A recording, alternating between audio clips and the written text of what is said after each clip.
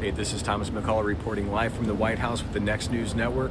Folks, buckle up. Today was a big one, March 13, 2025, and President Donald Trump is proving once again why he's the man for the job. Let's get to it. First up, Ukraine. Trump's push for peace today is working. Today, Vladimir Putin conditionally agreed to a 30-day ceasefire in the Russia-Ukraine war. That's right, Putin is open to it thanks to Trump's team working behind the scenes in Moscow and Saudi Arabia. We agree with the propositions to stop hostilities, but we proceed from the fact that such ceasefire should be such that would lead to a permanent peace and remove the original causes of the crisis. The deal's not done. Putin has demands including land concessions and Ukraine staying out of NATO, but Trump isn't backing down. It's a promising step, Trump stated, but I want to talk to him directly and wrap things up, he said, regarding Vladimir Putin. Imagine that, actual diplomacy, not the blank check insanity we saw under Biden. I don't know if anybody can watch, there's Caitlin Collins right behind me, and I'm talking pro-Trump stuff. Now let's get to Greenland. Trump just dropped a bombshell confirming he's dead serious about annexing it. Well, I think it'll happen, and I'm just thinking, I didn't give it much thought before, but I'm sitting with a man that could be very instrumental. You know, Mark, we need that for international security, not just security, international.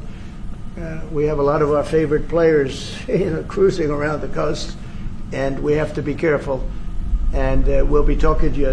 It's a very appropriate, really a very appropriate question. And it's an issue in the high north, so the Arctic. So what you did, so when it comes to Greenland, yes or not joining the US, I would leave that outside for me, this discussion, because I don't want to drag NATO in that. But when it comes to the high north and the Arctic, you are totally right. The Chinese are now using these routes. We know that the Russians are rearming. We know we have a lack of icebreakers.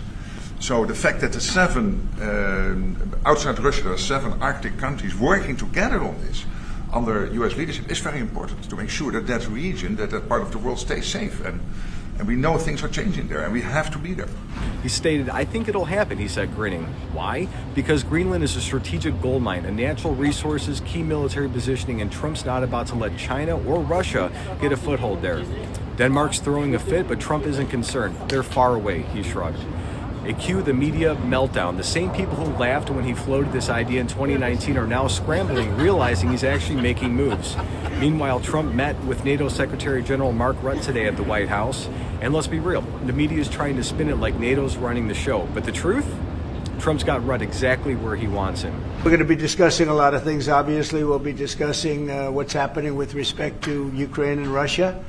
At this moment, we have people talking in Russia. We have representatives over there, Steve Witkoff and others, and they're in very serious discussions. As you know, Ukraine has agreed, subject to this, what's happening today, to a complete ceasefire, and we hope Russia will do the same.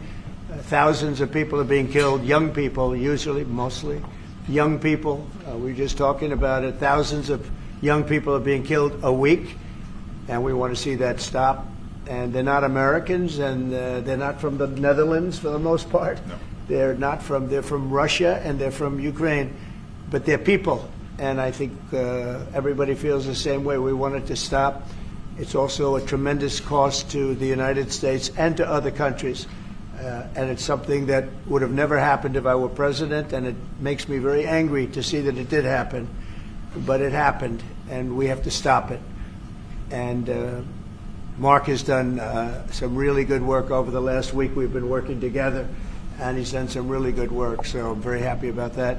We'll also be talking about trade and various other things, and I think we'll have a very, very strong day. They talked Ukraine, sure, but also NATO paying its fair share, something Trump has hammered for years, and before he ran for president. Rutte even admitted Trump's leadership is forcing allies to boost their defense spending, and that's a win, folks. The left will never admit it, but Trump is making NATO stronger, not weaker. And speaking of strength, let's talk about trade. Trump just put Europe on notice, threatening a 200% tariff on European wines and champagne if they hike taxes on American whiskey. The president has made it crystal clear that he finds this tit-for-tat really abusive and aggravating, right? His objective is steel and aluminum tariffs. Let him build his steel and aluminum business in America, because that's important. And then, you know, they say, okay, we're going to tax whiskey. And look, I find all this back and forth really off the topic. The key topic is rebalancing American trade. We're going to spend lots of time together, you know, but the president was totally annoyed that the Europeans did this. And so you're going to hear back from someone who emotionally cares about America. He cares about America, and he wants to take care of Americans. That's 200%. The EU is panicking, as they should be. This isn't about expensive drinks, it's about American jobs. Trump is playing hardball to bring back U.S. manufacturing, and if Europe doesn't like it, that's tough. They've been ripping us off for decades. Back home, Trump's government overhaul is in full swing. A federal judge just ruled that he has to reinstate some fired bureaucrats, and the left is celebrating. But let's be real. Trump is gutting the swamp, and the Department of Government Efficiency, DOGE, love that name, is already slashing waste. If a few career bureaucrats lose their cushy gigs, so be it. America needs results and no more red tape. Have they met Trump yet? I don't think so. And the border, ICE has arrested 33,000 illegal migrants since Trump took office. And that's what law and order looks like, folks. In the last 50 days, President Trump has arrested 32,809 arrests for illegal immigrants, okay? Under Biden, in the entire year of fiscal 24, 33,242. So in 50 days, they have done almost as much as they did in the entire year. Then you look over here. ICE arrests under Trump. Convicted criminals, 14,000. That's how many. We're just living up amongst us. Pending charges, you have almost 10,000 here. And immigration violations at 8,700. Biden's open border disaster is over. The sanctuary city mayors are crying, but the American people, they're sleeping better at night knowing that they're safe. Caitlin Collins does not agree. Oh, and remember that Tesla event on the White House lawn that happened 2 days ago? Trump and Elon Musk standing together backing American innovation. Trump even joked about buying a Tesla himself. As a function of the great policies of President Trump and his administration, and as an act of faith in America, Tesla is going to double vehicle output in the United States within the next 2 years. That's a big deal. That's great. Thank you. And by the way, he makes one car. This one I don't understand. This one I don't want, but that's okay. Without a steering wheel. It comes out next year, right? Yes. Explain that, please. Yes. Well, the Cybercab starts production in Texas next year, and it's self-driving. We have so much confidence in the self-driving nature of it that it'll actually not have a steering wheel. It will not have pedals. It'll either self-drive or not drive at all, but it'll self-drive. And I'm going to pass on that particular. That's the future. High-tech, American-made, real economic growth. The NASDAQ's been shaky, but Trump's betting big on the next wave of prosperity. And we all are as well. Now back to Ukraine for a second. Trump's lifting an intel freeze with Kiev ahead of more peace talks. Zelensky's on board, Putin's halfway there, and Trump is calling the shots. No endless wars, no reckless spending, just results. And on top of that, Trump is eyeing a mineral deal with Ukraine, locking in resources for America. Super smart stuff.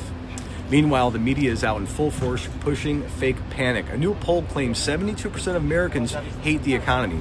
Really? Those are the same pollsters who told us Trump would lose two times. Give me a break. The economy is growing, inflation is cooling, and Trump's delivering wins. But the press needs a narrative, and they're desperate. So let's recap today.